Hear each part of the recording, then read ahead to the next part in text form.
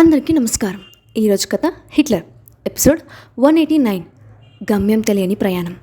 ఇక స్టోరీలోకి వెళ్తే, దయ్యాలు వేదాలు వల్లించడం అంటే ఇదేనేమో. అసలు మా మధ్య గొడవలు మొదలై తనకి ఇలాంటి పరిస్థితి రావడానికి కారణం నువ్వే.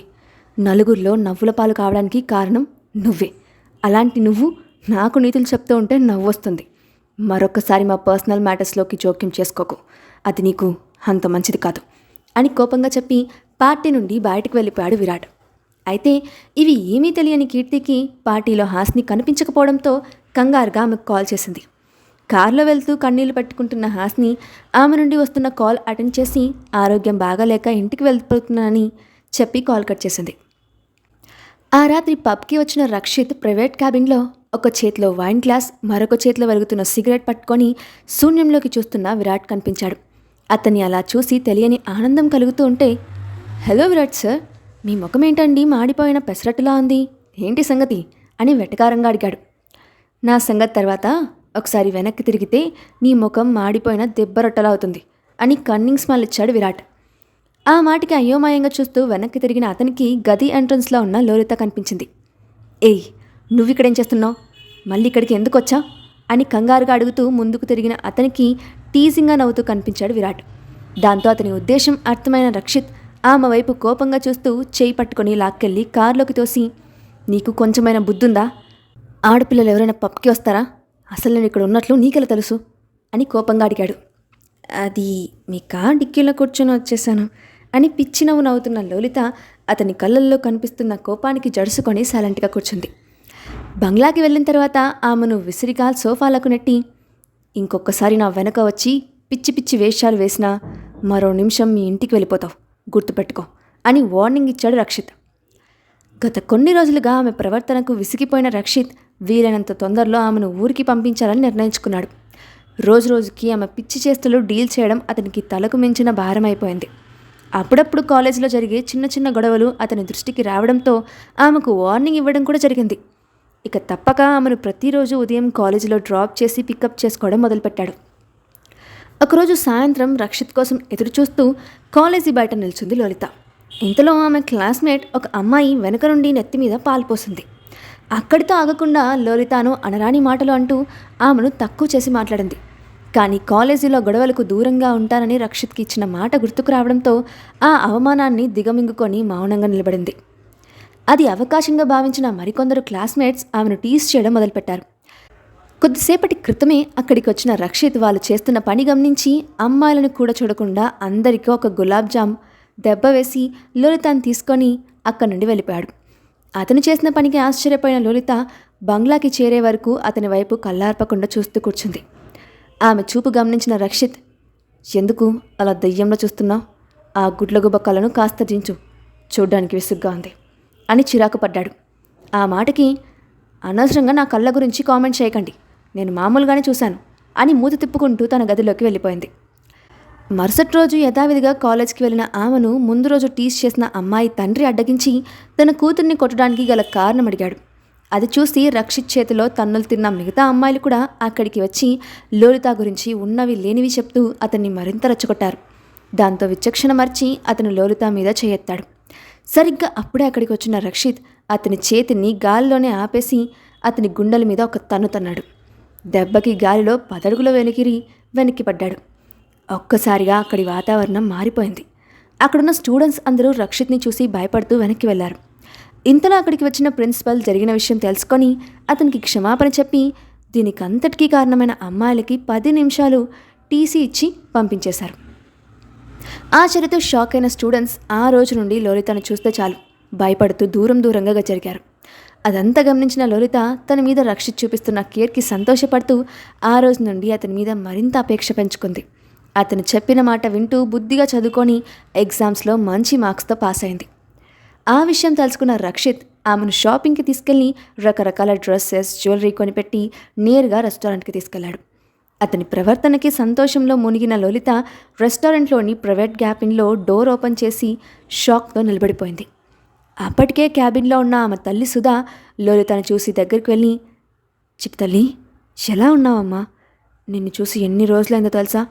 అమ్మను వదిలేసి వెళ్ళేంత కోపం నీకెందుకు వచ్చింది అని అడుగుతూ గట్టిగా గుండెలకు హత్తుకుంది. ఆమెను విసుగ్గా వెనక్కి తోసి, ఇక్కడికెందుకు వచ్చావమ్మా? కొంప తీసి నన్ను తీసుకెళ్ళిపోవాలని అనుకుంటున్నావా అని అనుమానంగా అడిగింది లలిత. అవును, నిన్ను తీసుకెళ్ళడానికి వచ్చాను. ఇప్పటికీ రక్షిత్ మన వల్ల చాలా ప్రాబ్లం ఫేస్ చేశాడు. ఇంకా తనని ఇబ్బంది పెట్టడం పద్ధతి కాదు. లంచ్ చేసిన తర్వాత ఇటు నుండే ఇటే మన ఇంటికి వెళ్తున్నాం అని చెప్పింది సుధా. ఆ మాట వినడంతోనే లలిత ముఖం మారిపోయింది. ఆమెకు రక్షిత్ని వదిలి వెళ్ళడం ఇష్టం లేదు.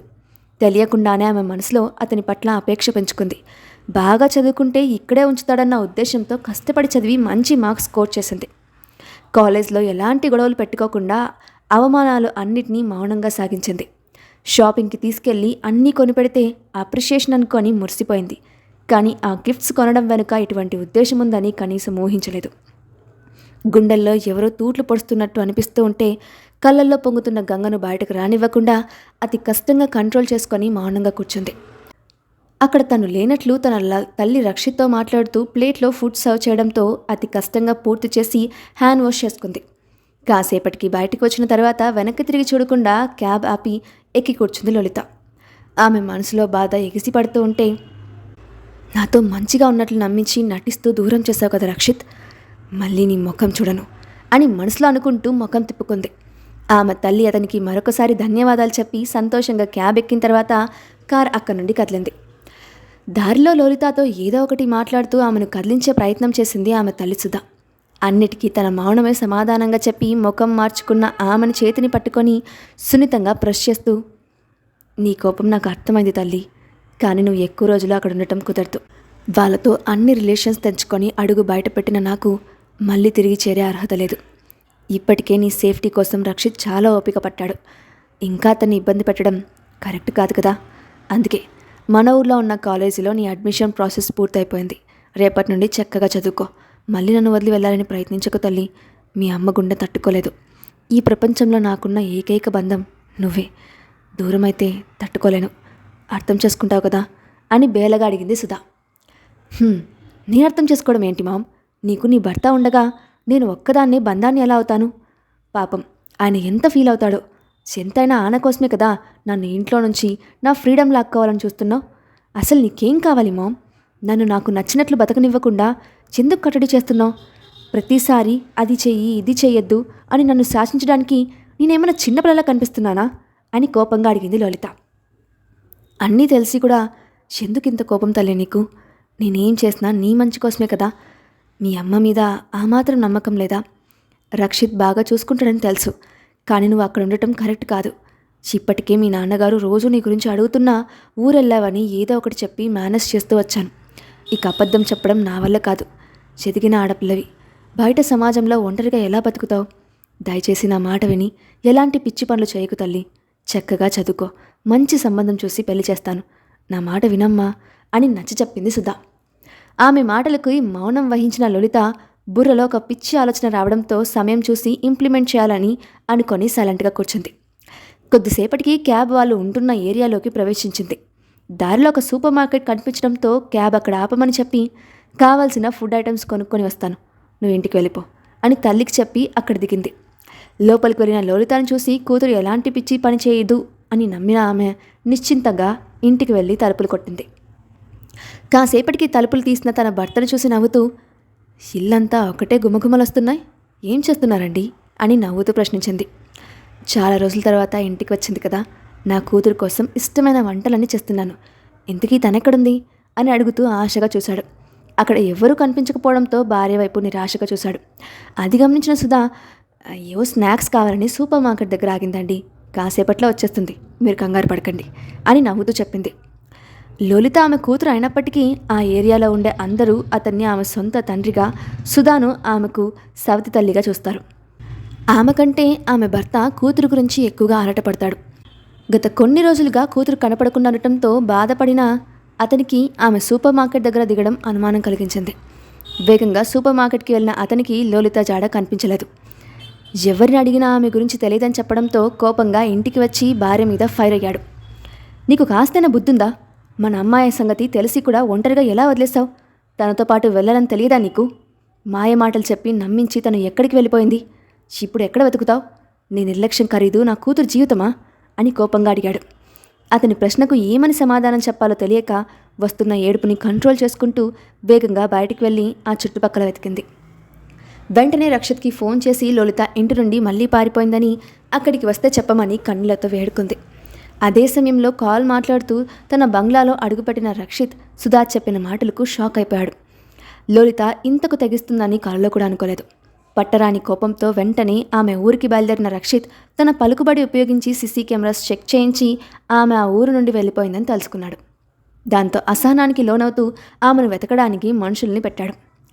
గుండెల్లో తెలియని గుబులు కలుగుతూ ఉంటే కోపాన్ని పక్కన పెట్టి ఆమె సేఫ్టీ కోసం ఆరాటపడ్డాడు. మరుసటి రోజుకి ఆమె మరొక సిటీకి వెళ్ళిపోయిందని తెలిసి అక్కడికి వెళ్ళాడు. తన తల్లి నుండి తప్పించుకున్న లలిత ముందు ఆ ఊరికి దూరంగా వచ్చేసి తను దాచుకున్న డబ్బులతో మరొక సిటీకి చేరింది. రక్షితను నమ్మించి మోసం చేశారని ఇంకెప్పటికీ అతన్ని కలవకూడదని నిర్ణయించుకుంది. అందుకని అతను తెచ్చిన వస్తువులు కానీ బట్టలు కానీ ఏవీ ఉపయోగించుకోలేదు. అడుక్కు తినైనా బతకచ్చు కానీ తల్లి దగ్గరికి వెళ్ళకూడదని బలంగా అనుకుంది. కొత్త ప్రదేశానికి చేరుకున్న లలిత ఉండటానికి తగిన ప్రదేశం కోసం వెతుకుతూ ఉన్న సమయంలో కొందరు ఆకతాయిలు ఆమెను అడ్డగించారు. ఏ పిల్ల, ఎవరో నువ్వు? నీ మొహం చూడ్డానికి భయంకరంగా కనిపిస్తోంది. ఇక్కడేం పని నీకు అని వెకిలిగా అడుగుతూ ఆమె చుట్టూ తిరిగారు. నా మొహం అందంగా లేదని చెప్తున్నావు కదా, నాతో నీకేం పని, అటు తప్పుకో అని వాళ్ళ నుండి తప్పించుకొని ముందుకు వెళ్ళింది లలిత. ఏ పిల్ల, ఇక్కడ మాట్లాడుతున్నాను కదా, నా నుండి ఎక్కడికి తప్పించుకొని పారిపోతున్నావు? అదంత సులభమా అని అడుగుతూ ఆమెను ఆపి, నీ మొహం ఎలా ఉంటే మాకెందుకులే కానీ నీ పర్సనాలిటీ మాత్రం కసక్కలా ఉంది.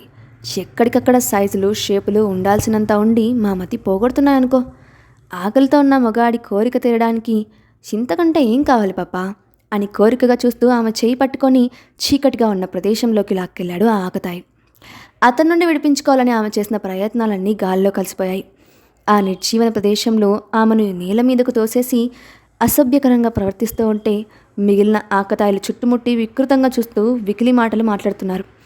ఆ ఆకతాయి తన షర్ట్ విప్పడం చూసిన లలిత ఇక తన జీవితం నాశనం అయిపోతుందని అర్థమై నిస్సాయంగా కన్నీళ్లు కారుస్తూ గట్టిగా కళ్ళు మూసుకుంది. ఎంతసేపటికి ఆకతాయి స్పర్శ తనను చేరకపోగా కాస్త దూరంలో ఎవరివో ఆర్తనాదాలు వినిపిస్తూ ఉంటే కంగారుగా కళ్ళు తెరిచింది. అక్కడ ఒక్కొక్కరిని చిత్తకొడుతూ కోపంతో ఊగిపోతున్న రక్షిత్ కనిపించాడు. అతన్ని చూడటంతోనే ఈ రక్షిత్ ఇక్కడ ఏం చేస్తున్నాడు, నేను ఇక్కడ ఉన్నానని అతనికి ఎలా తెలుసు అని ఆశ్చర్యంతో నోరు తెచ్చింది. అతని ముఖంలో కనిపిస్తున్న కోపానికి జడుస్తూనే ఆకతాయిల స్థానంలో తను ఊహించుకున్న లలితకు గుండె ఆగినంత పనైంది. బాబోయ్, ఇతని చేతుల్లో చిక్కితే చావడం ఖాయం. ఇప్పుడు ఏం చేయాలి, ఈ రాక్షసు నుండి ఎలా తప్పించుకోవాలి అని ఆలోచిస్తూ ఉంది. ఆమె ముఖం ముందు చిటిక వేసి, ఇంకా ఎంతసేపు అక్కడే కూర్చుంటావు, పైకి లేచి వస్తావా లేదా అని కోపంగా అడిచాడు రక్షిత్. ఉలిక్కిపడిన లలిత పారిపోవడానికి ప్రయత్నించింది. కానీ రక్షిత్ ఫోర్స్గా ఆమె చేయి పట్టుకొని వెనక్కి లాగి, 2 రోజుల నుంచి నీకోసం వెతుకుతూ ఉంటే తప్పించుకొని పారిపోవాలనుకుంటున్నావా? నీ కంటికి నేను అంత పిచ్చోళ్ళ కనిపిస్తున్నానా? కాస్త కూడా జ్ఞానం లేదా అని ఆమె కళ్ళల్లోకి సూటిగా చూస్తూ అడిగాడు. నా గురించి వెతకాల్సిన అవసరం నీకేముంది? నేనేమవుతానని అంత కంగారు పడుతున్నావు? నీ బంగ్లాలో ఉంటే ఏదో ఆస్తులు కరిగిపోతాయన్నట్టు నా తల్లితో ఊరికి పంపించినప్పుడు తెలియదా నేను మళ్ళీ ఇదే పని చేస్తానని? మీ పని మీరు చూసుకోండి, నా దారిని నన్ను వెళ్ళనివ్వండి అని విసురుగా చెప్పి ముందుకు నడిచింది. సహనం నశించిన రక్షిత్ గట్టిగా ఆమె చేయి పట్టుకొని లాక్కెళ్ళి తన కారులో కుదేశాడు. ఆ కుదుపుకి ఆమె ముక్కు కారు తలుపుకి తగిలి ఎర్రగా మారింది. అమ్మో, నీకు మనుషుల్ని కొట్టడం అంటే అంత సరదానా? నా ముక్కు ఎంత నొప్పిగా ఉందో తెలుసా అని ఏడుస్తూ అడిగింది. ఇంత చిన్న నొప్పికి తట్టుకోలేక గోల పెడుతున్నావు? మరి చెప్పా పెట్టకుండా పారిపోతున్నందుకు మీ అమ్మ ఎంత బాధపడాలి? బుద్ధిగా ఉండవని పంపిస్తే ఇలాంటి పిచ్చి పని చేస్తావా అని కోపంగా ప్రశ్నించాడు. ఆమె సమాధానం చెప్పకుండా ముఖం తిప్పుకుంది. దాంతో రక్షిత్ ఆమె బుగ్గని గట్టిగా పట్టుకొని, అడిగిన దానికి సమాధానం చెప్పు అని నొక్కి పెట్టాడు. అసలు నువ్వు ఎవరని ఇదంతా అడుగుతున్నావు? నన్ను ప్రశ్నించే అధికారం నీకెవరిచ్చారు అని కోపంగా చూసింది. అదే ప్రశ్న ఇందాక ఆకతాయిల నుండి రక్షిస్తున్నప్పుడు ఎందుకు అడగలేదు? నేను కాపాడటంతోనే నాకు నీ మీద హక్కు పూర్తిగా వచ్చింది. ఎక్స్ట్రాల్ చేయకుండా సమాధానం చెప్పు అని అరిచాడు. నాకు తిరిగి వెళ్ళడం ఇష్టం లేదు, అంతకు మించి నన్ను అడగద్దు అని చెప్పి సైలెంట్ అయిపోయింది. ఆమె ప్రవర్తన వెనుక ఏదో బలమైన కారణం ఉందని రక్షిత్ అర్థం చేసుకున్నాడు. కాసేపటికి కార్ ఒక దగ్గర ఆగటంతో కిందకు దిగిన లలిత అక్కడ ఒక హెలికాప్టర్ సిద్ధంగా ఉండటం చూసి ఆశ్చర్యపోయింది. అసలు లలిత ఇంటికి వెళ్ళడానికి ఎందుకు ఇష్టపడటం లేదు? ఆమె ఎదుర్కొంటున్న సమస్య ఏంటి? రక్షిత్ ఆమెను ఎక్కడికి తీసుకెళ్తున్నాడు? నెక్స్ట్ పార్ట్లో చూద్దాం. ఈ స్టోరీ అప్డేట్ ఎలా ఉందో కింద కామెంట్ బాక్స్లో మీ ఒపీనియన్ని షేర్ చేయండి. అలాగే ఇలాంటి మరిన్ని స్టోరీస్ కోసం మా ఛానల్ని తప్పకుండా సబ్స్క్రైబ్ చేసి పెట్టుకోండి. Thanks for watching.